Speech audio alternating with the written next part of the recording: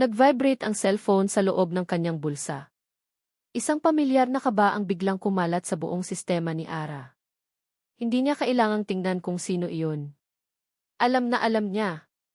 Mabilis niyang dinukot ang luma niyang cellphone. Sa screen, umilaw ang pangalang matagal na niyang gustong burahin hindi lang sa kanyang contacts, kundi sa buong buhay niya, Anton. Nanginginig ang daliri niyang pinindot ang pulang decline button. Huminga siya ng malalim, pilit pinapakalma ang sarili. In-off niya ang cellphone at muling isinilid sa bulsa, na para bang sa paggawa niyon ay mapuputol na rin niya ang koneksyon sa madilim na parte ng kanyang nakaraan. Napatingin siya sa labas ng bintana ng bus. Ang dating pamilyar na mga bukiri ng Batangas ay napalitan na ng nagtataas ang mga gusali ng Maynila. Ang init ng probinsya ay napalitan ng isang klase ng init na nakakapanikip ng dibdib. Sana tama itong desisyon ko, bulong niya sa sarili, habang mahigpit na hinawakan ang strap ng kanyang bag, nasa loob niyon ang lahat ng natitira niyang ipon at ang kapirasong pag-asa na dala niya papunta sa bago niyang trabaho.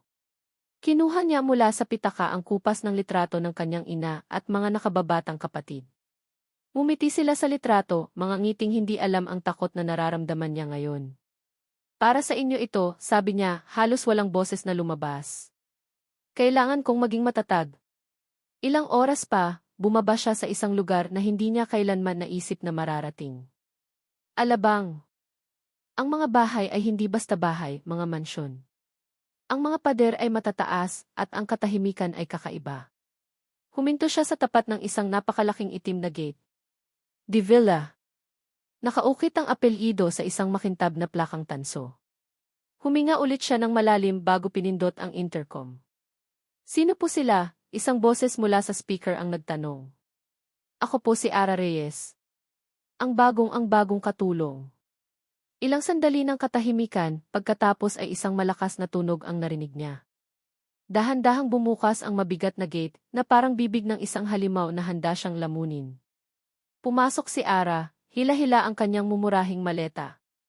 Sinalubong siya ng isang security guard na sinuri siya mula ulo hanggang paa bago siya ihatid sa pangunahing pinto. Ang bawat hakbang niya sa perpektong sementadong daan ay parang ang bigat-bigat. Pagbukas ng malaking pinto na gawa sa Nara, isang klase ng lamig ang bumalot sa kanya. Hindi ito ang lamig mula sa aircon.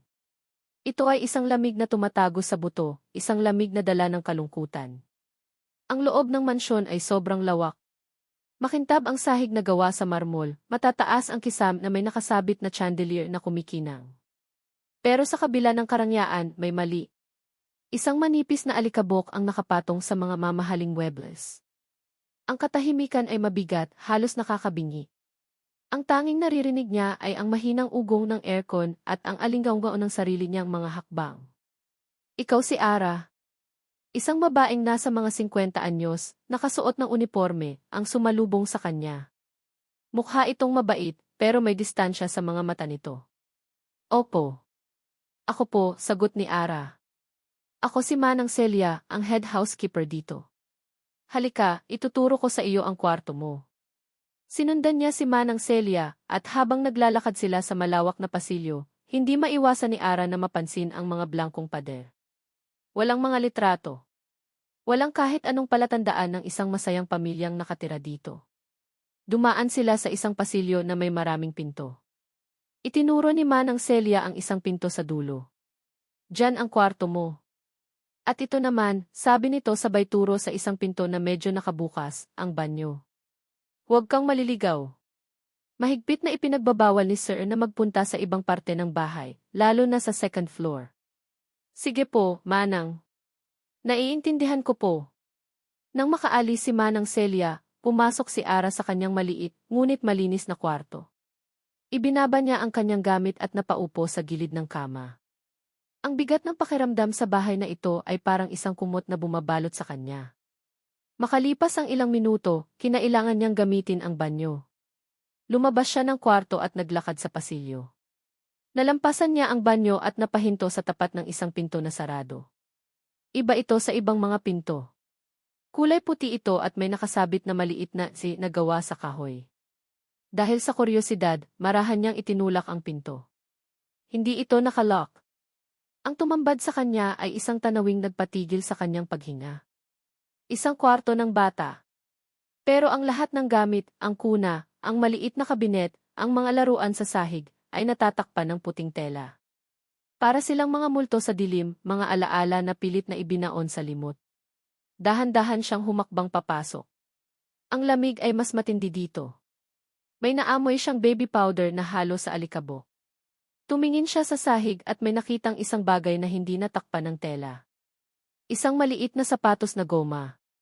Napayuko siya para damputin ito. Hawak niya ang maliit na sapatos nang maramdaman niya ang unti-unting pag-init ng kanyang mga mata. Hindi niya alam kung bakit, pero isang matinding kalungkutan ang bigla niyang naramdaman para sa kung sinumang batang nagmamay-ari ng kwartong ito. Nakatayo siya roon, hawak ang sapatos, nawawala sa sariling pag-iisip, nang biglang may isang boses na pumunit sa katahimikan. Isang boses na malamig pa sa yelo. "Sino ka? At anong ginagawa mo rito?" Nasa loob ng kanyang madilim na opisina si Ricardo de Villa. Hawak niya ang isang baso ng mamahaling alak, pero hindi niya ito iniinom. Nakatitig lang siya rito, pinapanood ang sariling refleksyon sa mamula-mulang likido. Sa mesa, sa tabi ng bote ng alak, ay isang picture frame. Isang batang lalaki na nakangiti ng pagkatamis-tamis, may dalawang maliit na dimples sa magkabilang pisngi. Si Leo. Ang kanyang anak. Ang kanyang mundo. Isang katok sa pinto ang pumunit sa katahimikan. "Sir Rick, dumating na po si Ara Reyes." Yung bagong kasambahay, sabi ni Manang Celia mula sa labas. Hindi sumagot si Rick. Ipinikit niya ang kanyang mga mata. Isa na namang bagong mukha. Isa na namang estranghero sa loob ng bahay na ito na puno na ng multo. Ayaw niya ng kahit sino. Gusto lang niyang mapag-isa sa kanyang kalungkutan. Tumayo siya, nilagok ang alak sa isang inuman, at naramdaman ang pamilyar na init na gumuhit sa kanyang lalamunan. Kailangan niyang harapin ito para matapos na. Lumabas siya ng opisina at nagsimulang maglakad sa pasilyo. Bawat sulok ng bahay na ito ay may alaala. Dito sila naghahabulan ni Leo. Sa may hagdan, doon siya laging naghihintay sa pag-uwi niya. Ang buong bahay ay isang malaking mausolyo ng masasayang araw na hindi na kailanman babalik. At habang papalapit siya sa dulo ng pasilyo, naramdaman niyang may mali. Ang pinto. Ang puting pinto. Ang pinto ng kwarto ni Leo. Nakahinga ito ng bahagya. Isang matinding galit na hinaluan ng takot ang biglang kumulo sa kanyang dibdib. Walang sinuman ang pwedeng pumasok doon. Walang sinuman ang pwedeng gumalaw sa mga alaala ng anak niya. Binilisan niya ang kanyang paglakad at doon nakita niya ito. Isang babae. Isang estranghera. Nakatayo sa gitna ng sagradong lugar ng anak niya. Nakayuko ito, may hawak na isang bagay. Ang maliit na sapatos ni Leo. Ang galit niya ay naging isang malamig na yelo. "Sino ka? At anong ginagawa mo rito?" tanong niya, ang bawat salita ay may bigat at lamig. Nakita niya kung paano nagulat ang babae. Mabilis nitong ibinaba ang sapatos na parang napaso. Humarap ito sa kanya, ang mukha ay puno ng pagkalito at takot. Sir. Ako po si Ara. Yung bago pong T. Hindi ko tinatanong kung sino ka, putol niya rito, ang boses ay mababa at mapanganib. Tinanong kita kung anong ginagawa mo sa loob ng kwartong ito. Pasensya na po, sir. Hindi ko po sinasadya. Napadaan lang po ako at T. Hindi niya ito pinatapos. Lumapit siya, kinuha ang braso nito, hindi mahigpit, pero sapat para maramdaman nito ang kanyang otoridad, at inilabas ito sa kwarto. Dahan-dahan niyang isinara ang pinto, siguradong nag-click ang lock. Hinarap niya si Ara sa gitna ng pasilyo. Sinuri niya ito mula ulo hanggang paa. Simple lang ito, mukhang taga-probinsya. Pero sa mga mata nito, may nakita siyang isang bagay na kinaiinisan niya, awa. "Makinig ka," sabi niya, ang boses ay walang emosyon. "May mga patakaran sa bahay na ito. Unang-una, gagawin mo lang ang trabaho mo. Maglinis ka, magluto ka kung kinakailangan, pero iyon lang. Pangalawa, huwag kang magtatanong. Huwag kang makikialam. At pangatlo, at pinakaimportante sa lahat, idiniin niya ang bawat salita, ang second floor, at lalo na ang kwartong iyon, ay off-limits." Maliwanag? Nakita niya itong tumango, nakayuko. Oo po, sir. Pasensya na po talaga. Hindi ko kailangan ng pasensya mo. Ang kailangan ko ay isang empleyado na marunong sumunod. Tinalikuran niya ito at naglakad pabalik sa kanyang opisina.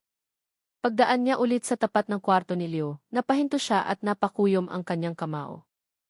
Isang pamilyar na kirot ang sumuntok sa kanyang dibdib, isang kirot na halos isang taon na niyang kasama. Pilit niyang binaliwala ito at nagpatuloy sa paglalakad. Gabi na. Nakaupo ulit si Rick sa kanyang opisina, sinusubukang magtrabaho, pero ang mga numero sa computer screen ay naglalaro lang sa kanyang paningin. Binuksan niya ulit ang bote ng alak. Sa gitna ng nakakabinging katahimikan ng gabi, may narinig siyang isang tunog.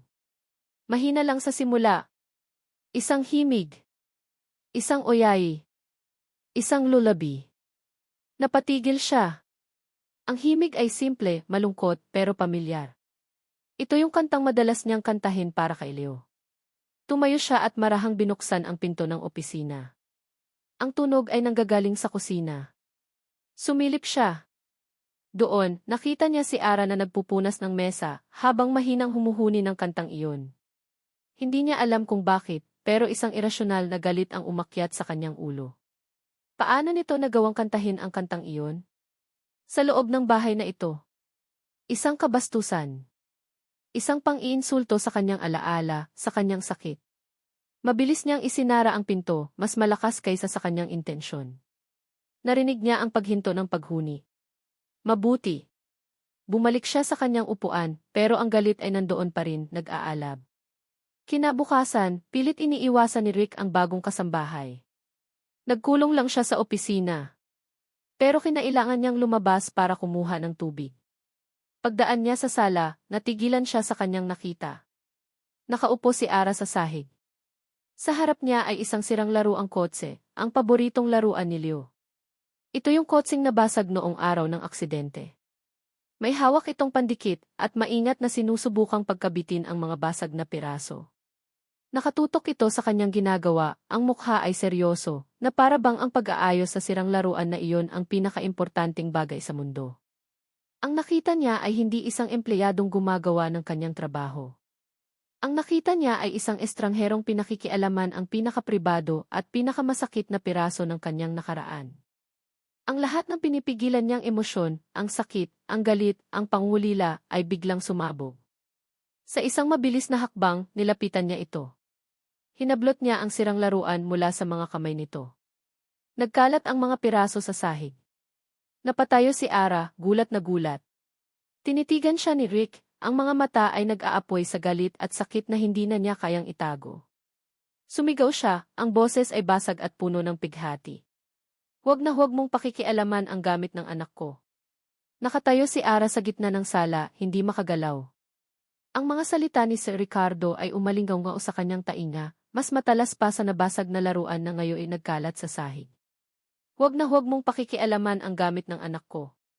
Nakita niya ang sakit sa mga mata nito, isang sakit na hilaw at napakalalim, na para bang ang sirang laruan na iyon ay isang piraso ng kanyang puso.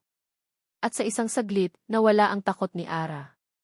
Napalitan ito ng awa.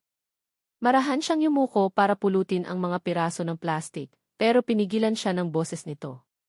Hayaan mo na yan, sabi ni Rick, ang boses ay pagod na at wala ng galit. Tinalikuran siya nito at naglakad pabalik sa kanyang lungga, ang madilim na opisina. Narinig niya ang pag-click ng pinto.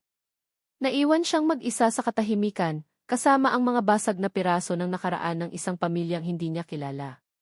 Lumipas ang mga araw pagkatapos ang mga linggo. Ang bawat araw sa loob ng mansyon ay pare-pareho. Gigising si Ara bago pa sumikat ang araw. Maglilinis siya sa isang bahay na halos walang gumagalaw, kaya hindi naman talaga nagiging marumi. Maghahanda siya ng pagkain na madalas ay hindi ginagalaw ni Sir Ricardo. Ang mansyon ay isang magandang kulungan. Ang sahig ay kumikinang pero walang mga paang nag-iiwan ng bakas. Ang mga bintana ay malalaki pero laging nakasara ang mga kurtina. At ang katahimikan ay sumisigaw. Natutunan na ni Ara ang mga patakaran. Hindi na siya lumalapit sa kwarto ni Leo. Hindi na siya humuhuni ng mga lumang oyay. Naging anino siya sa loob ng bahay, isang taong gumagawa lang ng kanyang trabaho. Pero ang bigat ng kalungkutan sa bahay ay parang lason na unti-unting pumapatay sa lahat. Pati na rin sa kanya. Naaalala niya ang ingay at sigla sa kanilang maliit na bahay sa Batangas. Ang tawanan ng kanyang mga kapatid, ang sigawan sa labas, ang tunog ng buhay. Dito, ang tanging tunog ay ang mahinang ugong ng aircon at ang paminsan-minsang pagbasag ng baso mula sa opisina ni Sir Ricardo. Isang hapon, habang nagwawalis siya sa terasa, napatingin siya sa malawak na hardin sa likod ng bahay. Dati siguro itong maganda. May mga rose bush na ngayon inalalanta na. May isang swing set na kinakalawang na. Ang damo ay masyado ng mataas. Isa itong hardin na naghihintay, isang hardin na nalimutan na. Napahinto si Ara sa pagwawalis. Ipinikit niya ang kanyang mga mata. At sa gitna ng katahimikan, sinubukan niyang isipin ang isang bagay na imposible. Paano kaya kung may mga batang naghahabulan sa damuhan? Paano kaya kung may isang batang babae na tumatawa habang tinutulak sa duyan? Paano kaya kung ang katahimikan ay mapalitan ng masayang sigawan at kantahan? Isang ideya ang biglang sumibol sa kanyang isipan. Isang ideyang napakatapang, napakadelikado. Isang ideyang maaaring maging dahilan para tuluyan na siyang palayasin. Pero isa ring ideyang nagbigay sa kanya ng isang kislap ng pag-asa. Nang gabing iyon, hindi natulog si Ara. Sa kanyang maliit na kwarto, sa ilalim ng liwanag ng isang maliit na lamp, kumuha siya ng papel at ballpen. Nagsimula siyang magsulat. Hindi lang basta ideya, kundi isang plano. Isang munting daycare sa hardin ni Sir Rick. Isinulat niya ang lahat. Ang mga posibleng bata, yung mga anak ng ibang kasambahay sa village, o yung mga kapitbahay na naghahanap ng mapag-iiwanan ng kanilang mga anak. Ang mga aktibidad, pagkukwento sa ilalim ng puno, pagguhit gamit ang mga krayola, paglalaro ng mga simpleng laro. Ang mga patakaran sa kaligtasan. Pati na ang maliit na bayad na maaaring makatulong sa maintenance ng bahay. Habang nagsusulat siya, ang kanyang takot ay unti-unting napapalitan ng excitement. Ito na marahil ang kailangan ng bahay na ito. Ito na marahil ang kailangan ni Sir Ricardo. Hindi para palitan ang alaala ni Leo, kundi para bigyan ng bagong buhay ang lugar kung saan nabuhay ang alaalang iyon. Kinabukasan, dala ang mga papel na pinagpuyatan niya, huminga si Ara ng napakalalim. Naglakad siya papunta sa pinto ng opisina. Kumatok siya ng 3 beses, ang puso niya ay kumakabog ng napakabilis. Pasok, sabi ng boses sa loob. Binuksan niya ang pinto. Naabutan niya si Sir Ricardo na nakaupo sa kanyang silya, nakatingin sa kawalan. Mukha itong mas pagod kaysa dati. Sir, panimula ni Ara, nanginginig ang boses. Tumingin ito sa kanya, walang emosyon. Anong kailangan mo? May gusto po sana akong sabihin. Isang munting hiling po, sir. Sumandal ito sa kanyang upuan, naghihintay. Iyon ang hudyat para kay Ara. Lumapit siya, inilapag ang mga papel sa ibabaw ng napakalaking mesa nito. Sir, alam ko pong atrevido ito. Alam ko pong maaaring ikagalit ninyo. Pero naisip ko lang po. Huminga siya ulit. Ang hardin po sa likod. At yung lumang playroom. Sayang po kung hindi nagagamit. Naisip ko po, baka pwedeng gawing isang maliit na daycare. Para po sa mga bata dito sa village. Para po magkaroon ulit ng buhay ang bahay na ito. Nang tawanan. Nang sigla. Habang nagsasalita siya, nakatitig lang si Sir Ricardo sa kanya, ang mukha ay hindi mabasa. Nang matapos siyang magsalita, isang mabigat na katahimikan ang namayani sa pagitan nila. Ang katahimikan ay tumagal. At sa bawat segundong lumilipas, ang pag-asa ni Ara ay unti-unting kinakain ng takot. Pagkatapos ng tila isang eternidad, dahan-dahang ibinaba ni Sir Ricardo ang kanyang tingin mula sa mukha ni Ara papunta sa mga papel na nasa mesa. Tinitigan niya ang mga ito pero hindi niya binasa. Pagkatapos, tumingin siyang muli kay Ara. At sa pagkakataong ito, nakita niya ito. Ang galit. Isang malamig at nakakapasong galit na nagsisimula sa kanyang mga mata. Gusto mong punuin ang bahay ng anak ko ng tawanan ng ibang mga bata? Tanong niya, ang boses ay mababa at nanginginig sa galit. Gusto mong gawing palaruan ang lugar kung saan siya huling naglaro? Hindi po, sir. Ang ibig ko lang pong sabihin. Tumayo ito at sa isang galaw, sinaboy nito ang mga papel sa mesa. Kumalat ang mga ito sa sahig, ang mga salita ng pag-asa ni Ara ay nagkalat na parang basura. Para ano? Para makalimutan ko siya. Para mapalitan siya. Yan ba ang gusto mong mangyari? Isang estranghera na walang alam sa sakit na nararamdaman ko ang magsasabi sa akin kung paano ko dapat patakbuhin ang buhay ko at ang pamamahay ko. Lumapit ito sa kanya, ang mukha ay isang maskara ng pait at galit. Tinitigan siya nito sa mata. Umalis ka sa pamamahay ko. Bawat salita ay parang isang sampal. Ngayon din ni. Isinara ni Ricardo ang pinto pagkaalis ni Ara. Bumalik siya sa kanyang silya at umupo, inaasahan ang pagbabalik ng pamilyar niyang kapayapaan, ang katahimikan. Pero sa pagkakataong ito, iba na. Ang katahimikan ay hindi na kapayapaan. Ito ay isang ingay na nakakabingi. Bawat sulok ng opisina, bawat anino sa pasilyo, ay sumisigaw sa kanya. Ang katahimikan ay naging isang halimaw na bumubulong ng pangalan ni Ara, ng mga salitang binitiwan nito, at ng sakit sa mga mata nito bago ito tumalikod. Anong ginawa mo, Ricardo? Tanong niya sa sarili. Pinalayas mo ang tanging tao na nagtangkang magdala ng kaunting liwanag sa impyernong ito. Tumingin siya sa sahig. Nagkalat pa rin doon ang mga papel na sinaboy niya. Ang plano ni Ara. Ang kanyang munting hiling.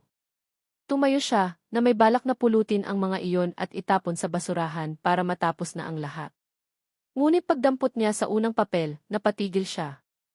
Nakita niya ang sulat kamay nito. Maingat. Malinis. Bawat letra ay may diin na parang bawat salita ay mahalaga.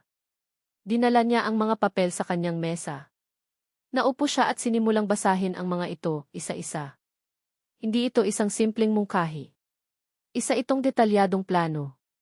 Nakasulat doon ang mga pangalan ng mga larong pambata na halos nalimutan na niya, tagu-taguan, patintero, habulan. Nakalista ang mga merienda na ihahanda, sopas, pandesal, saging. Mayroon pang isang buong pahina na nakalaan sa safety rules na may mga guhit pa ng mga happy face at sad face. Rule #1, bawal ang mag-away. Happy face. Rule #2, laging mag-share ng laruan. Happy face.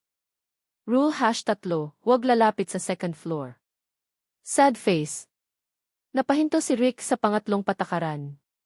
Maging sa plano nito, iginagalang nito ang kanyang sakit. Iginagalang nito ang alaala ni Leo. Hindi niya nakita ang isang babaeng gustong burahin ang nakaraan. Ang nakita niya ay isang babaeng gustong magtayo ng isang maliit na tulay mula sa masakit na nakaraan papunta sa isang posibleng hinaharap. Isang matinding pagsisisi ang bumara sa kanyang lalamunan. Napasubsob siya sa kanyang mesa, ang mga kamay ay nakasapo sa kanyang mukha. Ang galit na ipinakita niya kay Ara ay hindi naman talaga para dito. Iyon ay galit para sa sarili niya, para sa tadhana, para sa mundong kumuha sa kanyang anak. At naibuhos niya ang lahat ng iyon sa isang taong ang tanging kasalanan ay ang subukang tumulong. Ilang oras siyang nakaganon. Nang mag-angat siya ng tingin, dapit hapon na. Ang kulay kahel na sinag ng araw ay tumatago sa bintana, ginuguhitan ng liwanag ang alikabok sa hangin. Kinuha niya ang kanyang cellphone. Hinanap niya ang numero ni Manang Celia. Manang, nasaan na si Ara? Tanong niya, ang boses ay magaspang. Naku, sir. Nakaalis na po. Umuwi na raw po yata pabalik ng Batangas. Napapikit si Rick. Huli na ba ang lahat? Alam mo ba kung paano siya makokontak? Sandali lang po, sir. Titingnan ko po sa logbook. Makalipas ang ilang minuto, ibinigay ni Manang Celia ang numero ni Ara. Matagal itong tinitigan ni Rick. Ang pagpindot sa call button ay parang mas mahirap pa sa pagpirma ng milyon-milyong kontrata. Huminga siya ng malalim at tinawagan ito. Nagring ito ng isang beses. 2, 3,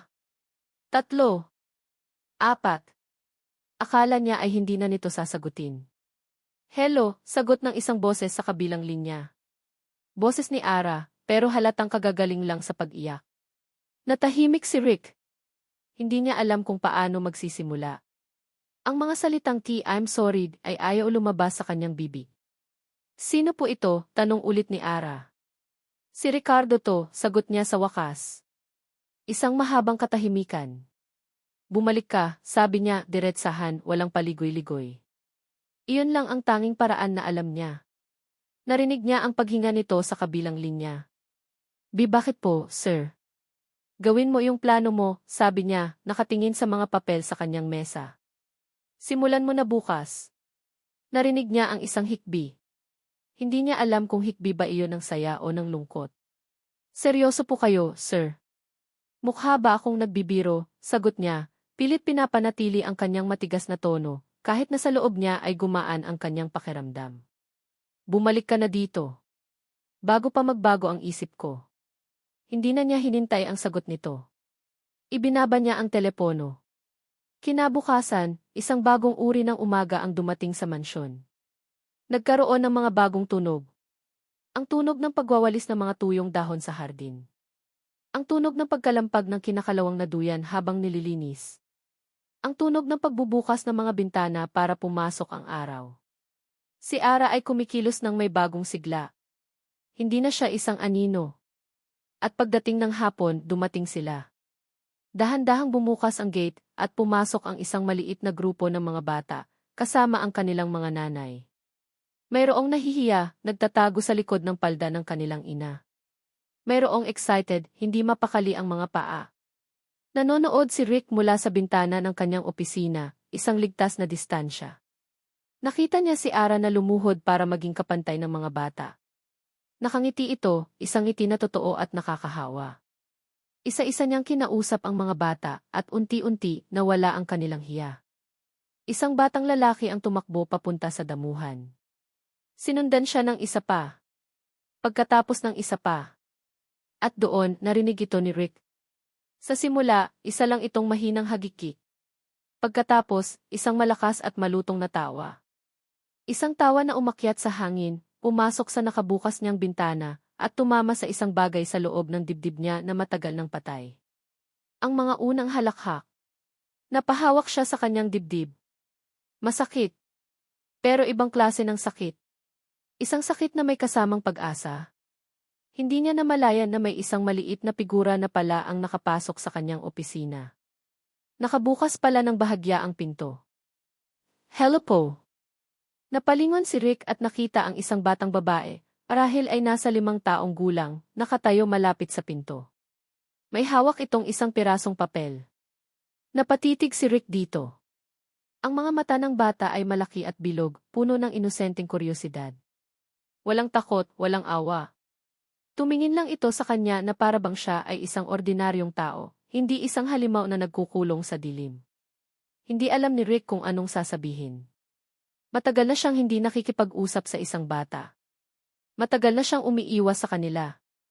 Anong ginagawa mo rito? Tanong niya, pero sinubukan niyang gawing mas malumanay ang kanyang boses. Hindi natakot ang bata. Lumapit pa ito sa kanya at iniabot ang papel. Pinadrawing po kita. Nag-atubili si Rick.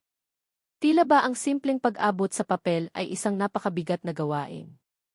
Ang kanyang mga kamay na sanay pumirma sa mga tseke at kontrata ay parang nanigas. Ngunit dahan-dahan, kinuha niya ang papel mula sa maliit na kamay. Ito ay isang drawing, iginuhit gamit ang matingkad na mga krayola. Isang stick figure ng isang lalaki na nakatayo sa tabi ng isang malaking bahay. Pero ang nakapukaw ng kanyang pansin ay ang mukha ng stick figure. Mayroon itong 2 tuldok para sa mata, isang maliit na guhit para sa ilong, at isang malaking-malaking baluktot na linya pa itaas, isang ngiti. Isang malawak, walang muwang, at masayang ngiti. Napatitig si Rick sa drawing. Isang lalaking nakangiti. Kailan siya huling bumiti ng ganoon? Hindi na niya matandaan. Ang lalaki sa salamin na nakikita niya araw-araw ay may guhit sa pagitan ng mga kilay at mga labing laging nakatikom sa pait. Sabi po ni Teacher Ara, wag daw po kayo istorbohin kasi malungkot ka raw po lagi. Bulong ng bata, na parang nagsisiwalat ng isang malaking sikreto. Pero binigyan kita ng drawing para po sumaya ka. Ang mga salita ng bata, sa sobrang simple, ay parang isang suntok na tumama sa pader na itinayo niya sa paligid ng kanyang puso. Hindi ito nakasakit. Ngunit nag-iwan ito ng isang maliit na lamat. Bago pa makasagot si Rick, bago pa niya mahanap ang kanyang boses na nawala, isang boses ang tumawag mula sa labas. Nika, halika na, anak. Nandito na ang mommy mo. Iyon ay boses ni Ara. Ngumiti ang bata, si Nika, sa kanya sa huling pagkakataon, at mabilis na tumakbo palabas ng opisina, pabalik sa ingay at liwanag ng hardin. Naiwan si Rick na nakatayo roon, sa gitna ng kanyang madilim at tahimik na opisina. Ang tanging ingay na naririnig niya ay ang papalayo ng tawanan ng mga bata sa labas. Hawak-hawak niya ang drawing. Tinitigan niya itong muli. Isang lalaking nakangiti. Hindi niya ito itinapon. Hindi niya ito inilagay sa basurahan. Sa halip, maingat niya itong inilapag sa ibabaw ng kanyang malinis na mesa, sa tabi mismo ng litrato ni Leo. Napaupo siya sa kanyang silya, ang mga mata ay nakapako sa dalawang imahe, ang perpektong ngiti ng kanyang anak sa litrato, at ang nguyang-nguyong ngiti ng isang estrangherong stick figure sa papel. At sa unang pagkakataon sa loob ng isang taon, ang katahimikan sa kanyang opisina ay hindi na parang isang libingan. Lumipas ang mga linggo at ang dating malamig na mansyon ay nagkaroon na ng sarili nitong pintig. Ang dating nakakabinging katahimikan ay napalitan na ng isang orkestra ng mga tunog, ang sigawan ng mga batang naghahabulan sa damuhan, ang kantahan habang gumuguhit, at ang malakas na tawanan na umaabot hanggang sa mga pader na dati isaksi lang sa kalungkutan. Para kay Ara, bawat araw ay isang munting milagro. Si Sir Ricardo, bagamat malayo pa rin, ay hindi na isang multo na nagkukulong sa kanyang opisina. Madalas na niya itong nakikita ngayon, nakatayo sa bintana, tahimik na nanonood sa mga bata. Minsan, nahuhuli niya itong nakatingin sa kanya, at mabilis itong umiiwas ng tingin, na para bang isang batang nahuling gumagawa ng isang bagay na ipinagbabawal. Isang hapon, habang naglalaro ang mga bata, isang malakas na iyak ang pumunit sa masayang ingay. Si Miguel, isa sa mga pinakamakulit na bata, ay umiiyak habang hawak ang paborito niyang laruang kotse. Natanggal ang isang gulong nito. Teacher Ara, sira na po, hagulgol ng bata. Hala, okay lang yan, Miguel. Aayusin natin, sabi ni Ara, kinuha ang laruan. Sinubukan niyang ikabit muli ang gulong pero masyado itong mahirap. Teka, ako na. Isang boses ang nagsalita mula sa kanyang likuran. Boses ni Sir Ricardo. Napalingon si Ara, gulat. Nakatayo ito roon, nakaputing t-shirt at pantalon lang. Lumuhod ito sa tabi niya, kinuha ang sirang laruan. Hindi nagsalita si Ara. Pinanood niya lang ang mga kamay nito. Ang mga kamay na sanay pumirma sa mga importanteng papeles, ngayoy maingat na sinusuri ang isang maliit at sirang laruang plastik. May kinuha itong maliit na screwdriver mula sa kanyang bulsa, hindi niya alam kung bakit mayroon itong dala, at sinimulang kalikutin ang laruan. Ang kanyang mga kilay ay magkasalubong sa konsentrasyon. Ayan, sabi nito makalipas ang ilang sandali. Inikot nito ang gulong at umikot ito ng perpekto. Ayos na. Iniabot nito ang kotse kay Miguel na tuwang-tuwang kinuha ito. Salamat po, Tito Rick, sigaw ng bata bago muling tumakbo pabalik sa kanyang mga kalaro. Tito Rick. Narinig iyon ni Ara at napangiti siya ng bahagya. Naiwan silang dalawa na nakaluhod sa damuhan. Tumingin ito sa kanya. Bakit? Wala po, sir. Ngayon ko lang po ulit kayo narinig na tinawag sa pangalan ninyo. Hindi ito sumagot, pero may nakita siyang bahagyang pagbabago sa ekspresyon nito bago ito tumayo at bumalik sa loob ng bahay. Ang maliliit na pangyayaring tulad niyon ay nagsimulang maging madalas. Minsan, habang naghahanda si Ara ng merienda sa kusina, papasok ito para kumuha ng tubig. Kailangan mo ng tulong, tanong nito isang beses, na ikinagulat ni Ara. Nako, wag na po, sir. Kayang-kaya ko na po ito. Pero hindi ito umalis. Tumayo lang ito roon, nakasandal sa counter. Pinanood siya nito habang naghihiwa siya ng prutas. Pagkatapos, kumuha ito ng mga plato. Habang inaabot nito ang isang plato sa kanya, ang kanilang mga kamay ay nagdikit. Isang saglit lang iyon, pero parang isang maliit na kuryente ang gumapang sa braso ni Ara. Mabilis niyang binawi ang kanyang kamay, at naramdaman niya ang pag-init ng kanyang mga pisngi. Sumulyap siya rito, at nakita niyang nakatingin din ito sa kanya, bago mabilis na umiwas ng tingin. Ang pinaka hindi malilimutang araw ay nangyari isang Biyernes ng hapon. Mag-uwian na sana ang mga bata nang biglang bumuhos ang napakalakas na ulan. Isang bata, si Bea, ay biglang nilagnat. Tinawagan ni Ara ang ina nito, pero na-stuck ito sa traffic dahil sa baha. Naiwan si Ara at si Bea sa sala. Pinunasan ni Ara ang bata ng maligamam na tubig, pero hindi bumababa ang lagnat nito. Nag-aalala na siya. Maya-maya, bumaba si Sir Ricardo mula sa kanyang opisina. Nakita nito ang sitwasyon. Anong nangyari? Tanong nito. Mataas po ang lagnat, sir. Hindi pa po makarating ang nanay. Walang imik na lumapit si Rick. Hinawakan nito ang noo ng bata. Mataas nga, sabi nito. Kumuha ka pa ng tubig. Ako na muna ang bahala sa kanya. Nag-aalangan man ay sumunod si Ara. Pagbalik niya, ang nakita niya ay isang tanawing hindi niya kailanman inasahang makikita. Nakaupo si Rick sa sofa, at ang natutulog na si Bea ay nakahiga sa kanyang mga hita, ang ulo ay nakapatong sa isang unan. Dahan-dahan nitong pinupunasan ng basang bimpo ang noo at mga braso ng bata, ang bawat galaw ay puno ng ingat at ng isang pamilyar na kasanayan. Nakita ni Ara ang isang sulyap ng lalaking marahil ay siya noon, isang ama. Isang mapagmahal na ama. Umupo siya sa sahig, hindi kalayuan sa kanila, at tahimik silang naghintay. Walang nagsasalita. Ang tanging maririnig lang ay ang patak ng ulan sa labas at ang mahinang paghinga ng bata. Magaling ka sa mga bata, basag ni Rick sa katahimikan, ang boses ay mahina. Panganay po kasi ako, sir. Sanay po akong mag-alaga ng mga kapatid ko. Tumango ito. Ako rin. Tumingin si Ara sa kanya. Panganay rin po kayo. Isang bahagyang ngiti ang gumuhit sa labi nito. Hindi. Sanay rin akong mag-alaga. Nang isa. Alam ni Ara kung sino ang tinutukoy nito. Isang matinding kirot ng simpatsya ang naramdaman niya para rito. Hinayaan niyang manatili ang katahimikan.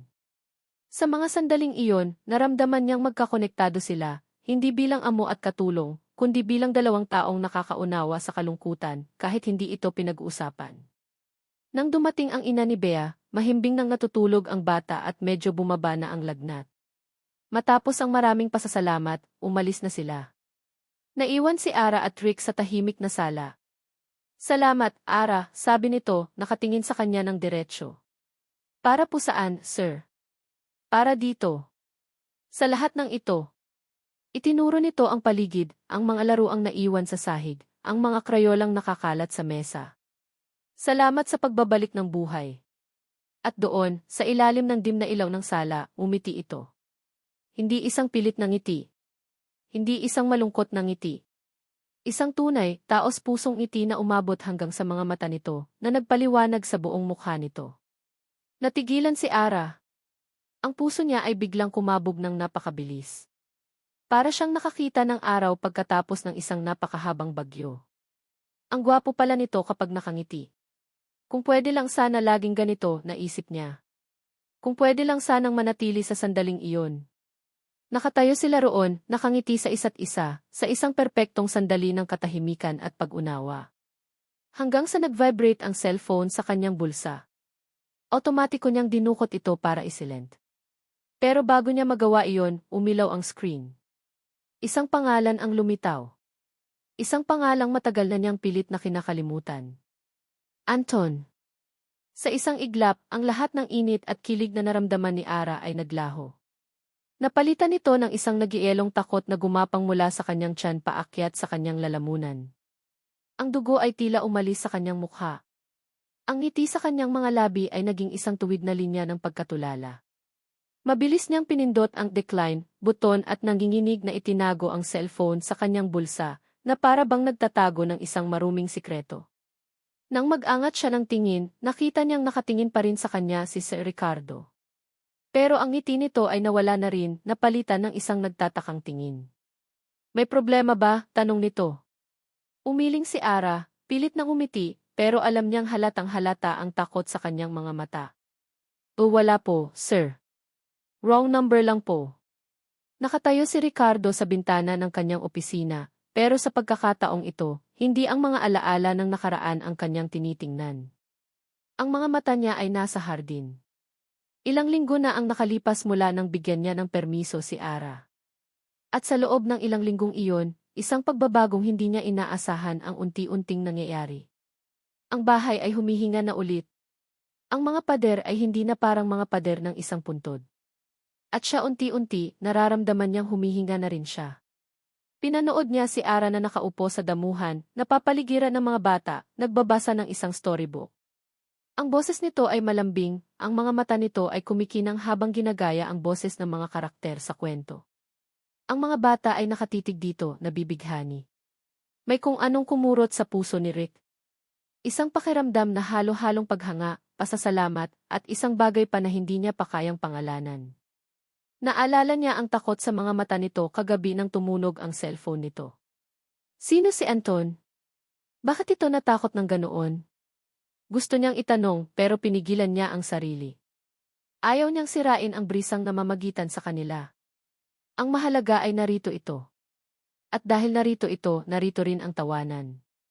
Nakangiti siyang pinapanood ang isang batang lalaki na sinusubukang abutin ang isang paru-paro, nang isang tunog ang pumunit sa payapang hapon. Isang tunog na hindi nababagay sa lugar na iyon. Ang marangya at halos aroganting ugong ng isang mamahaling makina. Kumunot ang noo ni Rick.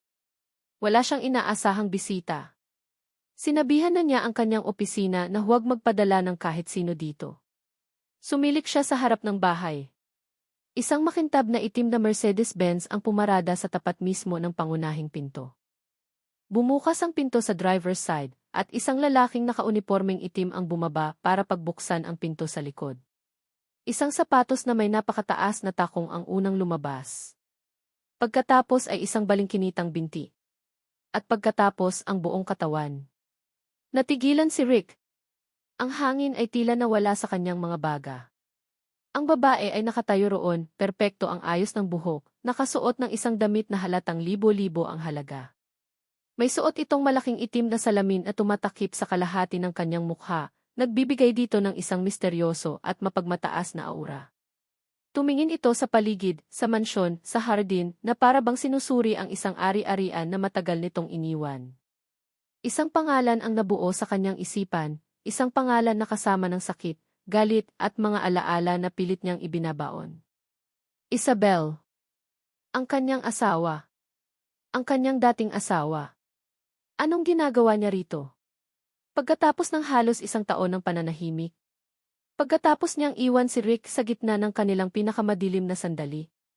Isang malamig na kaba ang gumapang sa likod ni Rick. Kailangan niyang lumabas. Hindi niya maaaring hayaan si Ara na harapin ito ng mag-isa.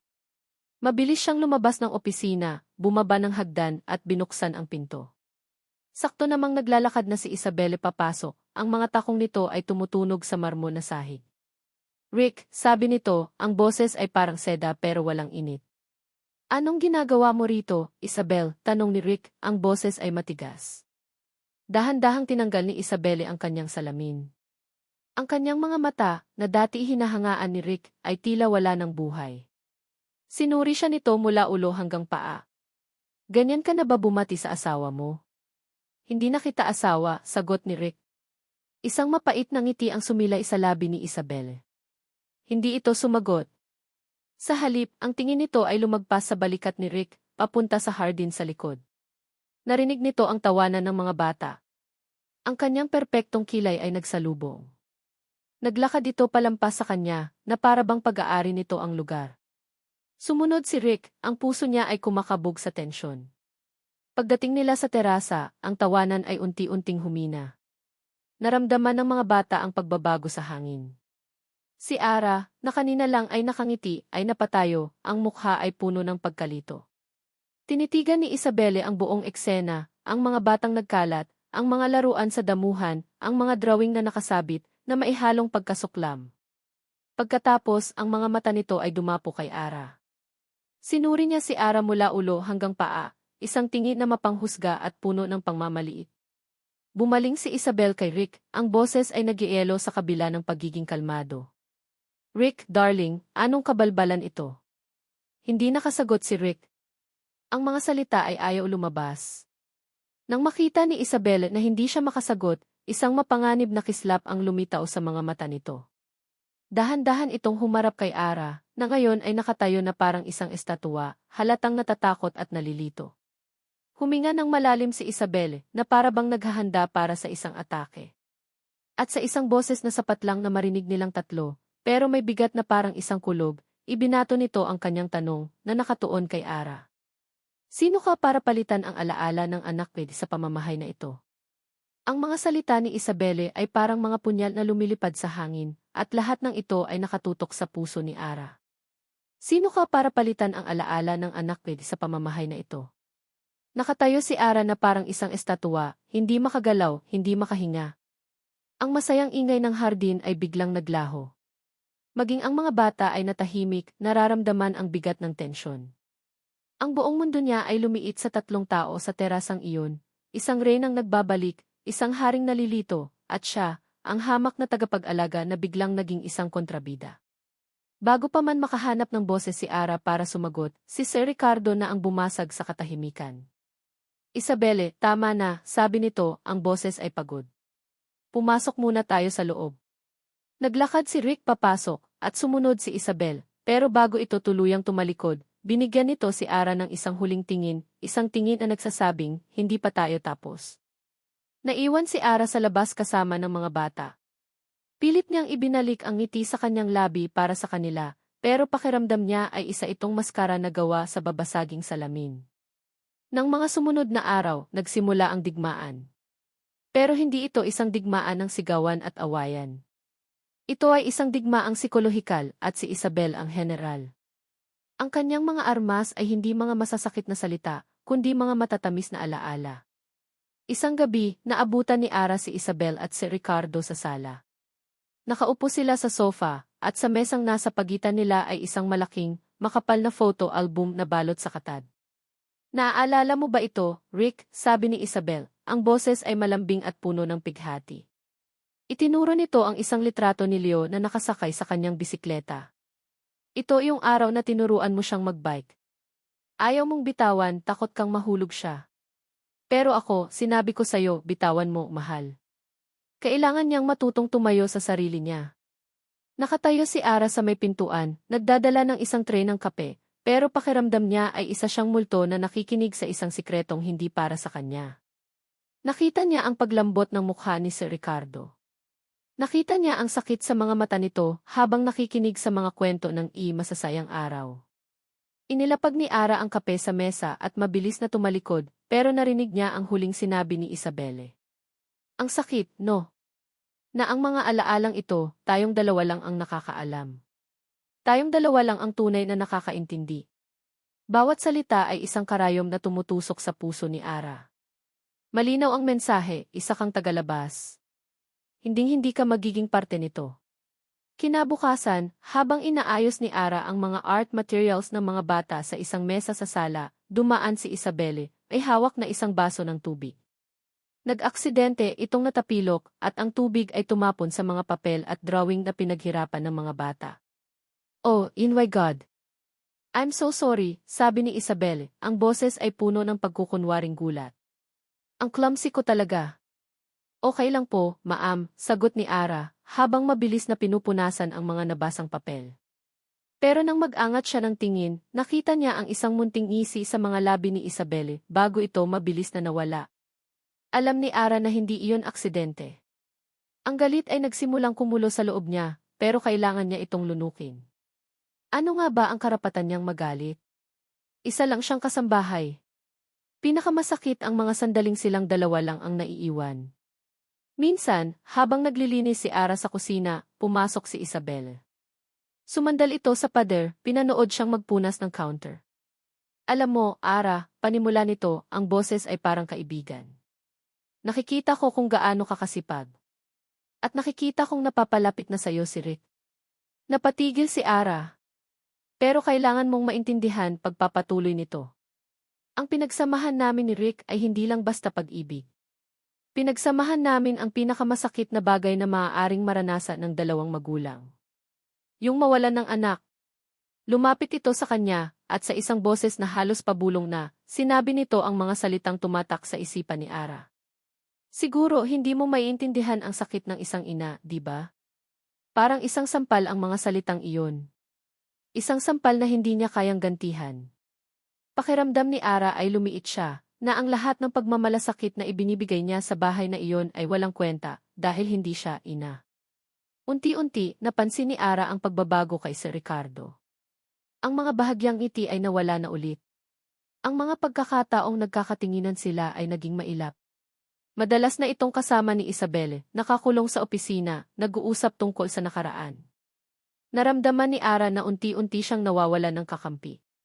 Ang liwanag na sinimulan niyang buuin sa loob ng mansyon ay dahan-dahang tinatakpan ng isang madilim at pamilyar na anino. Isang gabi, papunta si Ara sa kanyang kwarto nang mapadaan siya sa tapat ng opisina. Nakabukas ng bahagya ang pinto. Narinig niya ang boses ni Isabel, pero ngayon, iba na ang tono nito. Wala nang pagkukunwaring lungkot. Ang boses nito ay mababa at puno ng babala. Rick, hindi sa nakikialam ako. Nag-aalala lang ako para sa'yo. Napatigil si Ara sa likod ng pinto, hindi makahinga. Nagtanong-tanong ako, pagpapatuloy ni Isabel. Narinig ko na yang si Ara mayroon siyang hindi magandang nakaraan sa probinsya. May mga utang daw. May lalaking kinasasangkutan. Nanlamig ang buong katawan ni Ara. Anton. Dapat mag-ingat ka, Rick. Hindi natin alam kung ano ang totoong motibo niya. Ang mga taong desperado, ang mga taong tulad niya gagawin ang lahat para sa pera. Nakatayo si Ara roon sa dilim ng pasilyo, nakikinig. Naghihintay. Naghihintay sa sagot ni Sir Ricardo. Naghihintay na ipagtanggol siya nito. Naghihintay na sabihing hindi nagkakamali ka. Mabuting tao si Ara. Pero ang tanging narinig niya mula sa loob ng opisina ay katahimikan. Isang mahaba, mabigat at nakakayanig na katahimikan. Isang lason ang mga salita ni Isabel. Ilang araw nang bumubulong sa isipan ni Ricardo ang mga babala nito. Sa simula, pilit niya itong isinasantabi. Isang paninira, sabi niya sa sarili. Isang desperadong hakbang ng isang babaeng gustong bawiin ang dati niyang lugar. Pero ang lason, kapag pumasok na sa sistema, ay mahirap nang alisin. Nagsimula siyang mag-obserba. Ang dating paghanga niya sa kasipagan ni Ara ay napalitan ng pagdududa. Ang dating pagkasabik niya sa tunog ng tawanan ay nahaluan ng pag-aalinlangan. Bawat ngiti, bawat kilos ni Ara, ay tila may dalawang kahulugan na ngayon. Totoo ba yan? O isa lang itong pag-arte? Pinapanood niya ito ngayon mula sa bintana ng kanyang opisina. Nakikipaglaro ito sa mga bata. Mukha itong masaya. Mukha itong totoo. Sana totoo ka nga, Ara. Sana mali si Isabel. Ito ang dasal niya. Isang dasal ng isang taong gustong maniwala pero natatakot ng masaktan muli. At habang pinapanood niya ito, nakita niya ang isang pamilyar na eksena. Dinukot ni Ara ang kanyang cellphone mula sa bulsa. Nakita ni Rick ang pagbabago sa mukha nito. Ang ngiti ay biglang nawala. Ang mga mata nito ay nanlaki sa takot.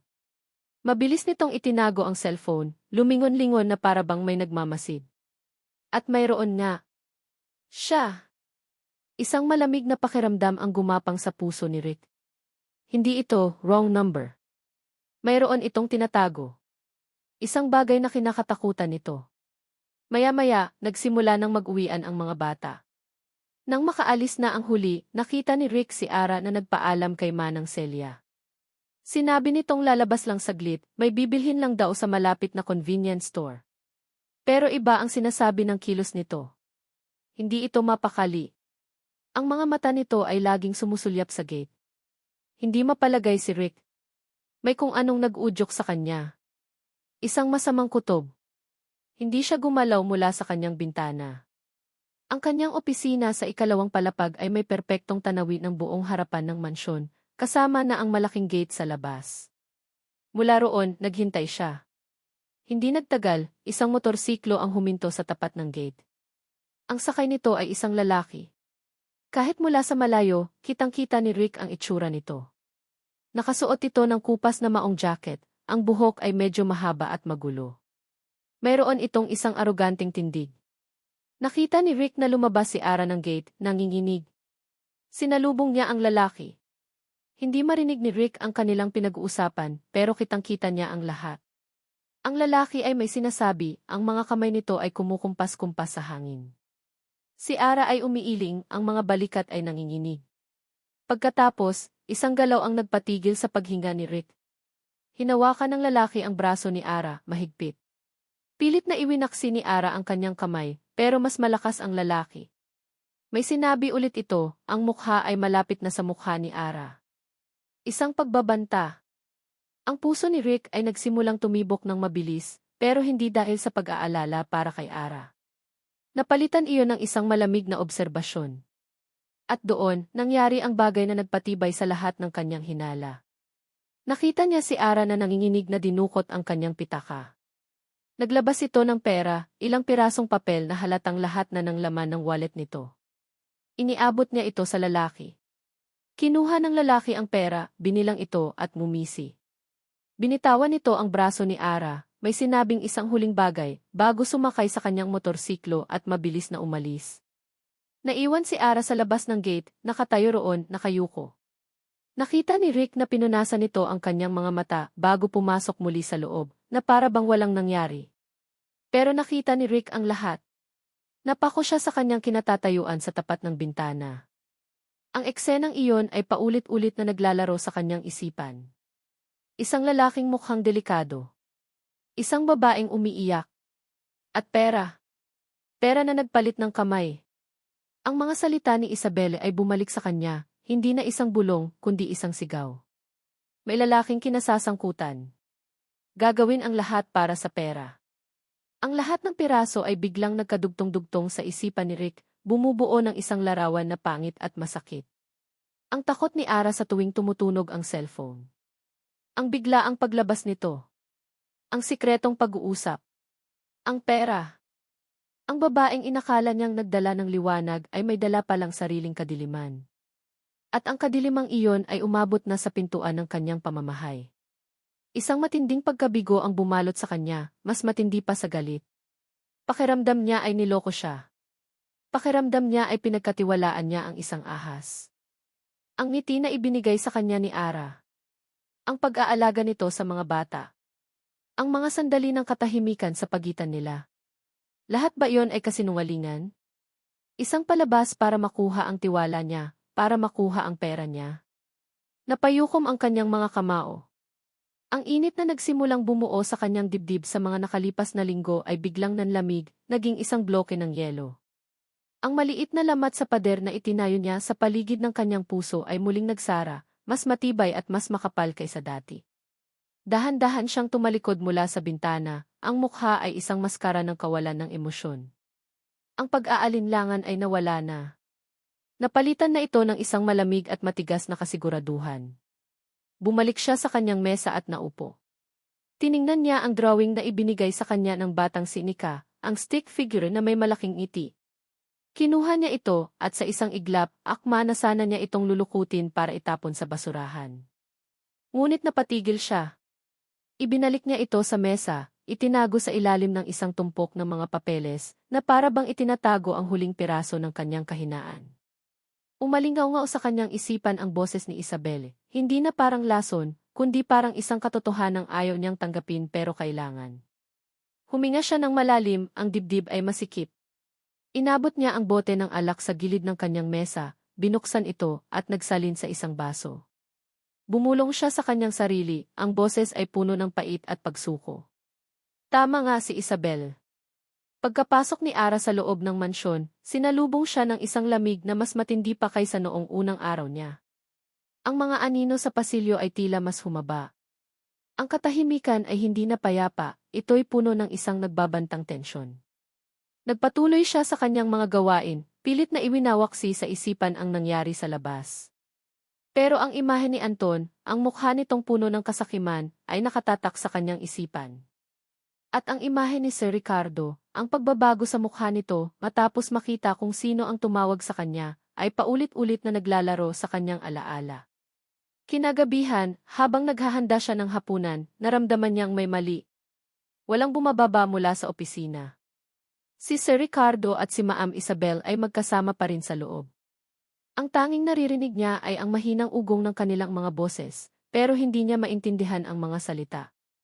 Isang pakiramdam ng pangamba ang kumalat sa kanyang dibdib. Para siyang isang taong naghihintay ng hatol.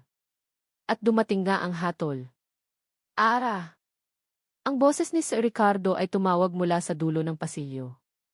Tumayo ito sa may pintuan ng opisina, ang mukha ay isang blankong maskara. Pumasok ka dito.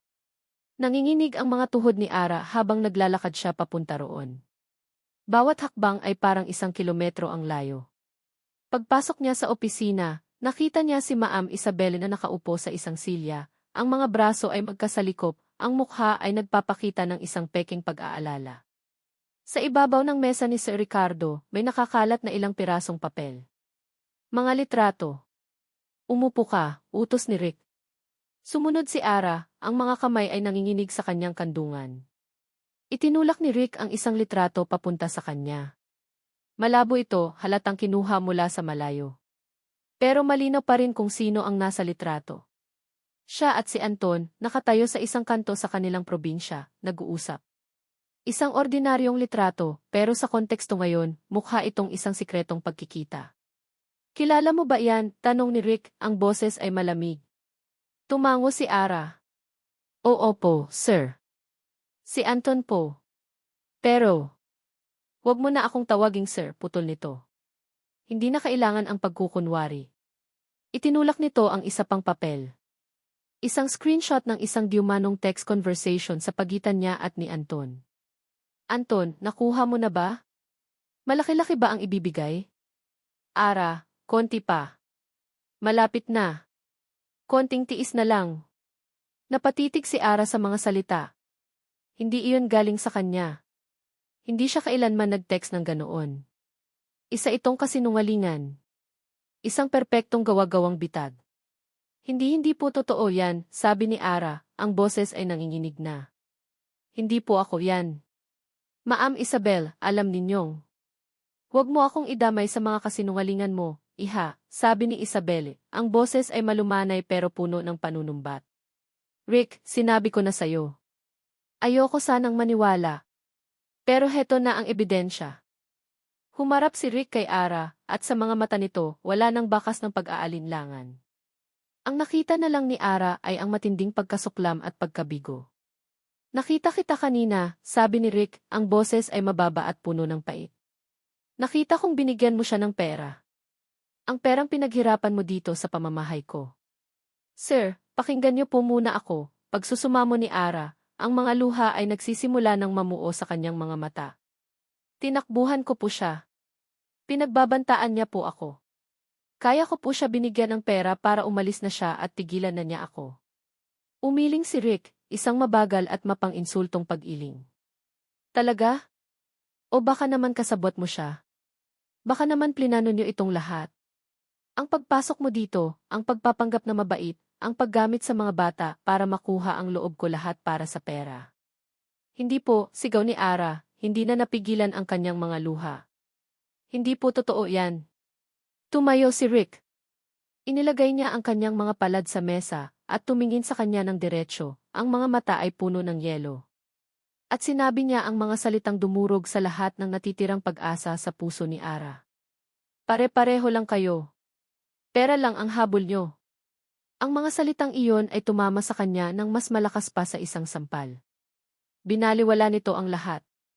Ang bawat pagod, bawat puyat, bawat totoong ngiti, bawat tunay na pag-aalala. Lahat ay nabura, napalitan ng isang pangit na akusasyon. Mag-empek ka na, sabi ni Rick bago ito tumalikod. Ayoko nang makita ang pagmumukha mo dito paggising ko bukas. Hindi na hinintay ni Ara na maisabihin pa si Isabel. Tumayo siya, ang mga tuhod ay parang gelatin at lumabas ng opisina. Naglakad siya papunta sa kanyang kwarto, ang mga luha ay malayang dumadaloy sa kanyang mga pisngi. Ang bawat hakbang ay mabigat. Pagpasok niya sa kanyang kwarto, kinuha niya ang kanyang lumang maleta at binuksan ito. Habang nanginginig niyang tinutupi ang kanyang mga damit, narinig niya ito. Mula sa bintana, mula sa hardin, narinig niya ang mga huling tawanan ng mga batang nagpapaalam sa kanilang mga magulang. Ang tunog na dati nagbibigay sa kanya ng saya at pag-asa, ngayon ay parang mga patalim na tumutusok sa kanyang dibdib. Ang tunog ng mundong binuo niya, isang mundong hindi na siya parte. Dinampot niya ang isang maliit na manikang papel na ibinigay sa kanya ng isang bata, at niyakap niya ito ng mahigpit habang humahagulgol siya ng walang tunog. Pagkatapos ng ilang minuto, tumayo siya. Pinunasan niya ang kanyang mga luha, kahit na wala itong tigil sa pag-agos. Hila-hila ang kanyang maleta, lumabas siya ng kwarto. Nakasalubong niya si Manang Celia sa pasilyo. May awa sa mga mata ng matanda, pero wala itong sinabi. Isang malungkot na tango lang ang ibinigay nito sa kanya. Naglakad si Ara palabas ng pinto. Palabas ng mansyon. Palabas ng buhay na inakala niyang magiging bago niyang simula. Nang makalabas siya ng gate, napahinto siya. Huminga siya ng malalim at, labag sa kanyang kalooban, lumingon siya sa huling pagkakataon. Tumingala siya sa terasa ng master's bedroom sa ikalawang palapag. At doon, nakita niya sila. Nakatayo si Sir Ricardo, nakatingin sa kawalan. Sa tabi nito, si Isabel. Dahan-dahang inilagay ni Isabel ang kanyang kamay sa balikat ni Rick, isang galaw ng pag-aari, isang galaw ng tagumpay. Hindi ito iwinaksi ni Rick. Sa sandaling iyon, gumuho ang kanyang mundo.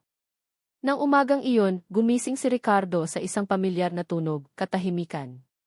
Pero hindi na ito ang katahimikang hinahanap niya. Ito ang dating katahimikan. Ang mabigat, malamig at walang buhay na katahimikan ng isang puntod. Ang ingay ng pagkawala.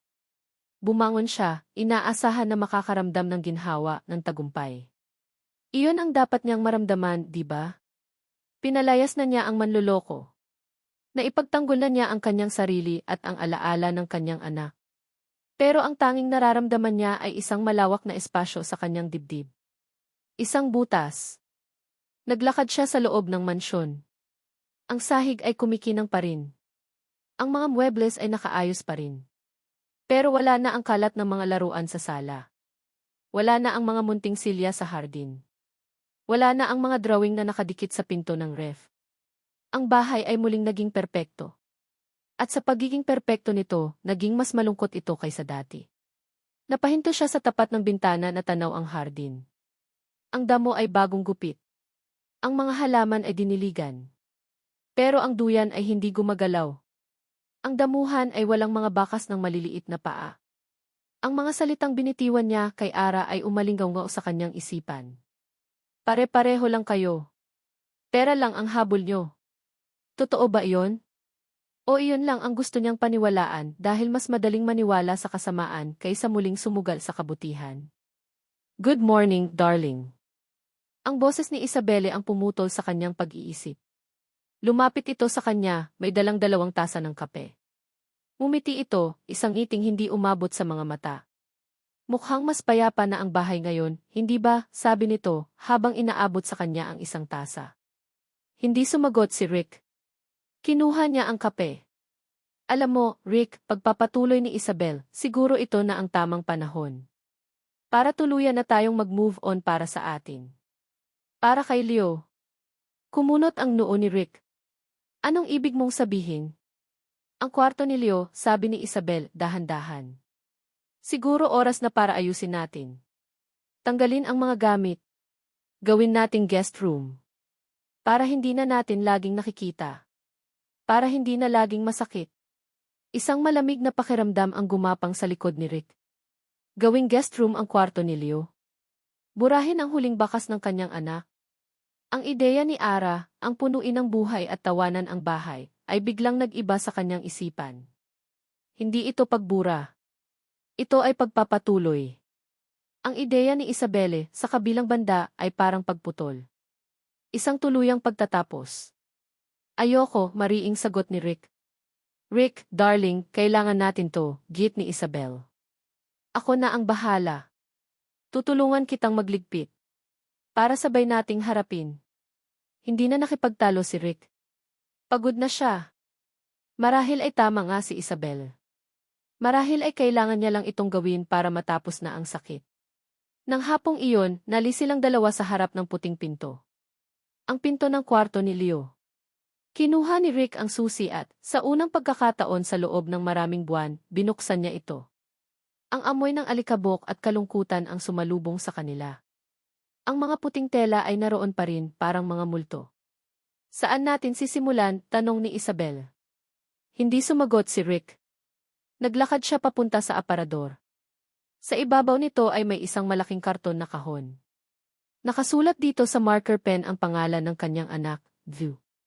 Inabot niya ang kahon. Medyo mabigat ito. At sa kanyang pagbaba, nadulas ito sa kanyang mga kamay. Blag! Bumagsak ang kahon sa sahig. Ang mga laman nito ay kumalat. Mga lumang report card. Mga medalya mula sa sports fest. Isang koleksyon ng mga maliliit na laro ang sasakyan. Mga piraso ng buhay ng kanyang anak. Nako, ang kalat, sabi ni Isabel. Pero hindi ito pinansin ni Rick. Lumuhod siya sa sahig at sinimulang pulutin ang mga gamit, isa-isa. Ang bawat bagay ay may dalang alaala. Ang bawat bagay ay isang maliit na patalim sa kanyang puso. At sa gitna ng mga nagkalat na papel at laruan, may dalawang bagay siyang nakita na hindi niya pa nakikita dati. Ang una ay isang maliit na notebook na may drawing ng isang robot sa pabala. Ang diary ni Leo. Binuksan niya ito. Puno ito ng mga drawing at mga sulat pambata. Umiti siya ng bahagya habang binabasa ang mga simpleng salaysay ng kanyang anak. Today we went to the zoo. I saw a lion. I got a star in class today. Pero nang marating niya ang huling pahina na may sulat, nawala ang ngiti sa kanyang labi. Ang petsa ay isang araw bago ang aksidente. Ang sulat kamay ni Leo ay magulo, halatang nagmamadali. Mommy was shouting on the phone. I'm scared. Napahinto sa pagtibok ang puso ni Rick. Mommy was shouting. Bago pa man niya maproseso ang nabasa, ang kanyang mga mata ay napadako sa isa pang papel na bahagyang nakatago sa ilalim ng isang libro. Isang lumang papel, medyo naninilaw na. Mukha itong isang opisyal na dokumento. Nang pulutin niya ito, nakita niyang isa itong kopya ng police report ng aksidente. Mukhang napunit ito, kalahati lang ang naroon. Binasa niya ito, ang mga mata ay mabilis na tumatakbo sa mga teknikal na detalye na alam na niya. Pero sa dulo, sa section na witness statements, may isang pangungusap na nakasulat na ginuhitan ng pulang ballpen. Isang pangungusap mula sa isang witness na nakakita sa sasakyan segundo bago ito bumangga. Ayon sa testigo, ang nagmamaneho ng sasakyan ay isang babae. Isang babae. Ang mga salita ay umikot-ikot sa isipan ni Rick. Isang babae. Mommy was shouting on the phone. I'm scared. Ang nagmamaneho ng sasakyan ay isang babae. Biglang naalala ni Rick ang mga nangyari pagkatapos ng aksidente. Ang biglaang pag-alis ni Isabel papuntang Amerika, sinasabing hindi niya kaya ang sakit. Ang pag-iwas nito sa lahat ng tanong. Ang pagpipilit nito na huwag nang pag-usapan ang mga detalye.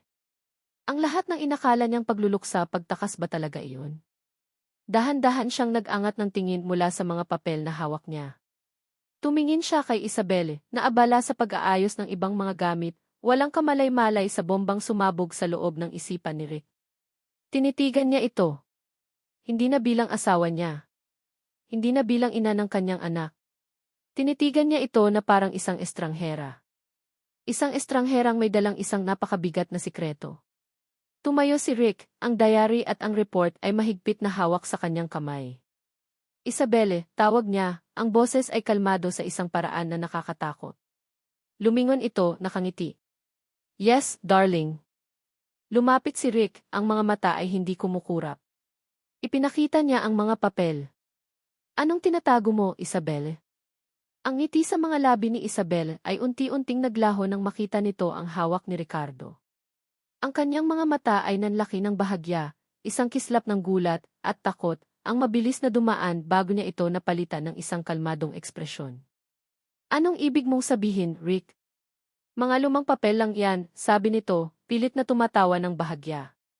Huwag na nating buhayin ang nakaraan. Masasaktan lang tayo. Sagutin mo ako. Hindi gumalaw si Rick. Ang kanyang boses ay hindi pa sigaw, pero may bigat ito na pumuno sa buong kwarto. Bakit nakasulat dito na babae ang nagmamaneho? Bakit nakasulat sa diary ni Leo na sumisigaw ka sa telepono bago ang aksidente? Humakbang si Isabel palapit sa kanya, sinusubukang abutin ang kanyang braso. Rick, darling, you're not thinking clearly. Ang sakit, pinaglalaruan na naman tayo ng sakit. Halika, umalis na tayo dito. Pero umatras si Rick, umiiwas sa kanyang hawak na parabang ito ay apoy. Huwag mo akong hawakan. Ang pagtanggi niyang iyon ay parang isang sampal kay Isabel. Ang pagkukunwari nito ay nagsimulang magkaroon ng lamat. Ang lambing sa kanyang boses ay nawala, napalitan ng inis. Ricardo, ano bang problema mo? Halos 1 taon na ang nakalipas. Bakit ngayon mo to binubuhay? Dahil ba yan sa babaeng iyon? Dahil ba nilaso niya ang isip mo? Wala itong kinalaman kay Ara, sigaw ni Rick, sa wakas ay sumabog na. Ito ay tungkol sa'yo. Tungkol sa anak ko. Tungkol sa araw na namatay siya. Nasaan ka noong araw na iyon, Isabel? Ang sabi mo nasa spa ka. Pero bakit sumisigaw ka sa telepono? Sinong kausap mo? Doon, natigilan si Isabel. Isang blankong ekspresyon ang dumaan sa kanyang mukha. At naalala ni Rick. Ako, bulong niya sa sarili, ang katotohanan ay parang isang malaking bato na bumagsak sa kanyang sikmura. Ako ang kausap mo. Naalala niya ang lahat. Ang pag-aaway nila sa telepono habang papunta siya sa isang business meeting. Ang galit niya. Ang masasakit na salitang binitiwan niya.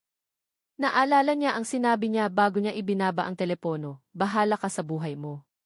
Mag-drive ka mag-isa mo pa uwi. Noon, ang akala niya ay ang driver nila ang kausap ni Isabel. Napatingin siya kay Isabelle, ang kanyang mga mata ay puno ng isang tanong na halos hindi niya kayang bigkasin. Ikaw? Ikaw ang nagmamaneho. Ang katahimikan sa loob ng kwarto ay nakakabingi. Tinitigan siya ni Isabelle, ang mga mata ay tuyo at malamig. At pagkatapos, isang bagay na hindi inaasahan ni Rick ang nangyari. Tumawa ito. Hindi isang masayang tawa. Hindi isang malungkot na tawa. Isang tawang baliw. Isang tawang puno ng pait at galit na matagal ng kinikimkim. Ako, sabi nito sa gitna ng kanyang pagtawa. Gusto mong malaman kung sino? Ako nga. Ako ang nagmamaneho. Ang pag-amin na iyon ay parang isang pagsabog ng granada sa loob ng tahimik na kwarto. Ang hangin ay nawala sa mga baga ni Rick. Ang kanyang mga tuhod ay nanghina. Bakit? Iyon lang ang salitang lumabas sa kanyang bibig, isang pabulong na tanong na puno ng hindi maipaliwanag na sakit. Bakit hindi mo sinabi? Sinabi, sigaw ni Isabelle, ang pagkukunwari ay tuluyan ng gumuho, inilalabas ang tunay na halimaw sa ilalim. Para ano, Rick? Para ako ang sisihin mo. Para ako ang ituro mo. Para ako ang makulong habang ikaw ay malayang magluksa. Lumapit ito sa kanya, dinuduro siya. Pero kasalanan mo rin to. Kasalanan mo rin. Kung hindi mo ako binastos sa telepono. Kung hindi mo ako sinigawan. Kung hindi mo ako ginawang parang basura. Edi sana hindi ako nag-drive ng galit. Edi sana hindi ako uminom bago umalis. Edi sana. Hindi na nito natapos ang kanyang sasabihin. Napahagulhol ito, pero ang mga luha nito ay hindi mga luha ng pagsisisi. Ito ay mga luha ng galit sa sarili at paninisi sa iba. Nakatayo si Rick doon, hindi makagalaw. Ang dalawang pinakamabigat na pasanin sa kanyang buhay ay biglang nagsanib. Ang sakit ng pagkawala ng kanyang anak at ang katotohanan na ang taong pinakamamahal niya noon ang may kagagawan. At siya may parte rin siya sa nangyari. Ang kanilang pag-aaway. Ang kanyang mga salita. Para siyang sinasaksak ng paulit-ulit. Kaya ako bumalik, sabi ni Isabelle, pinupunasan ang kanyang mga luha, ang boses ay naging malamig muli. Bumalik ako para siguraduhing hindi na mabubuksan ang nakaraan. Para siguraduhing mananatili kang sa akin, dala-dala ang parehong bigat na dinadala ko. Akala ko, sapat na yon. Pero dumating ang babaeng yon. Dumating si Ara. Umisi ito ng mapait. Sinira niya ang lahat. Binigyan kanya ng pag-asa. At kapag may pag-asa ka, Rick, baka magsimula kang magtanong. Baka magsimula kang maghalungkat. At iyon ang hindi ko pwedeng hayaan. Napatingala si Rick sa kisam, sinusubukang pigilan ang sarili niyang pagguho. Ang lahat ng nangyari sa mga nakalipas na linggo, ang pagbabalik ni Isabel, ang paninira kay Ara, ang pagtataboy niya sa tanging taong nagtangkang maghilom sa kanya, lahat ay parte ng isang malaking kasinungalingan. Isang plano para pagtakpan ang isang krimen. Napasubsob siya sa kanyang mga tuhod. Ang sahig ay malamig. Ang alaala ng kanyang anak ay nasa lahat ng dako. At pagkatapos, isang sigaw ang kumawala mula sa kanyang lalamunan. Isang sigaw na hindi niya alam na kaya niyang gawin. Isang sigaw na nagmula sa pinakailalim ng kanyang kaluluwa. Isang sigaw ng isang taong nawala ng lahat, hindi lang isang beses, kundi 2 beses. Isang sigaw ng galit, ng sakit, ng pagsisisi, ng pagkabigo. Isang sigaw na yumanig sa buong mansyon. Nang matapos ang sigaw, ang tanging naiwan ay ang kanyang mabibigat na paghinga. Dahan-dahan siyang tumayo, ang mga mata ay nakatutok kay Isabel na ngayon ay nakatingin sa kanya ng may takot. Kinuha niya ang kanyang cellphone mula sa kanyang bulsa. Ang kanyang mga daliri ay nanginginig, pero ang kanyang mga mata ay puno ng isang bagay na matagal nang nawala, determinasyon. Nag-dial siya ng numero. "Sino ang tinatawagan mo, Rick?" "Anong ginagawa mo?" tanong ni Isabel. Ang boses ay nagsisimula ng magpanik. Itinapat niya ang cellphone sa kanyang tainga. At nang may sumagot sa kabilang linya, nagsalita siya. Ang boses ay basag pero malinaw at buo. "Hello, police? May gusto akong i-report na isang krimen."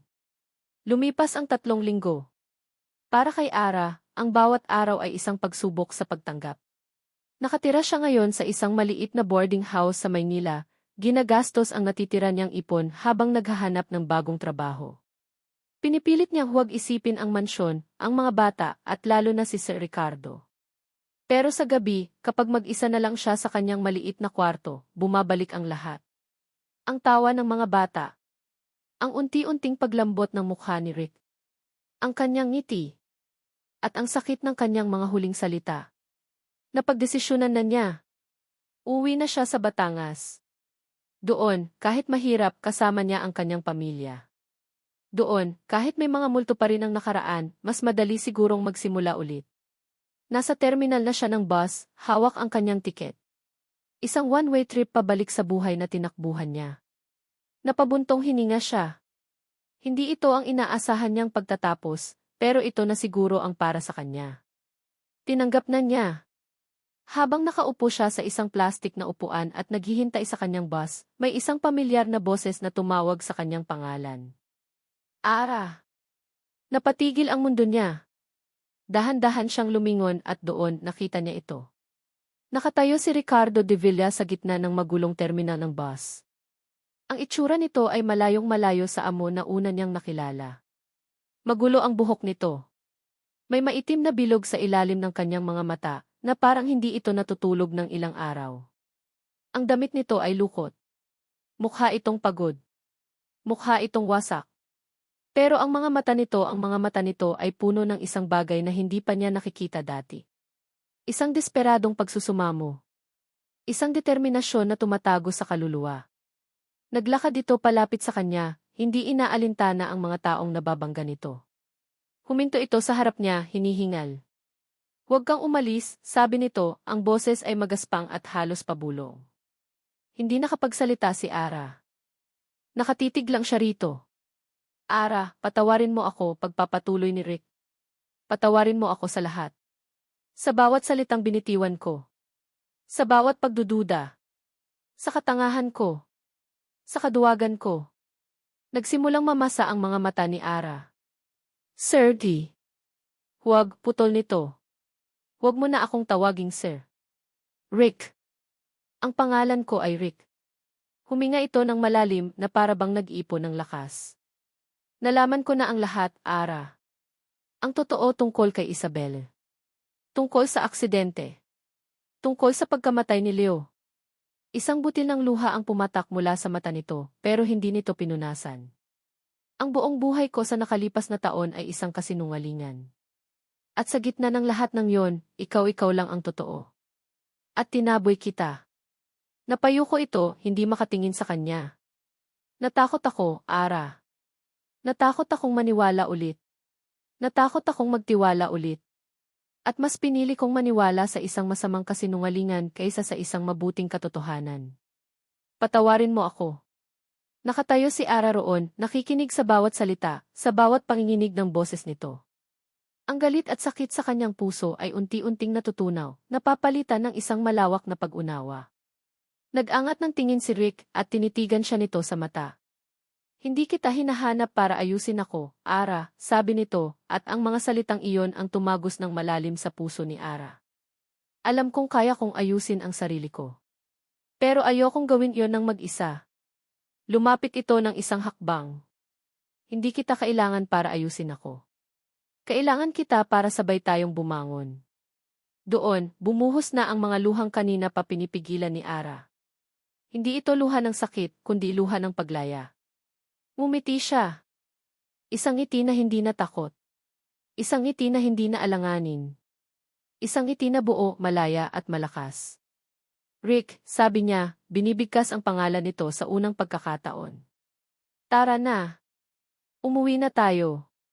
Makalipas ang isang linggo, muling pumasok si Ara sa gate ng Mansyon de Villa. Pero ngayon, hindi na siya nag-iisa. Kasama niya si Rick, at ang kamay nito ay mahigpit na nakahawak sa kamay niya. Ang mansyon ay iba na. Ang mga bintana ay nakabukas lahat, hinahayaang pumasok ang liwanag at hangin. Ang mga puting tela sa kwarto ni Leo ay wala na, pero ang kwarto ay nanatiling isang sagradong lugar ng alaala, hindi isang puntod. At ang hardin. Ang hardin ay puno na naman ng buhay. Nakatayo sila sa terasa, magkatabi, pinapanood ang mga batang masayang naghahabulan sa damuhan. Ang tawanan ay musika sa kanilang mga tainga.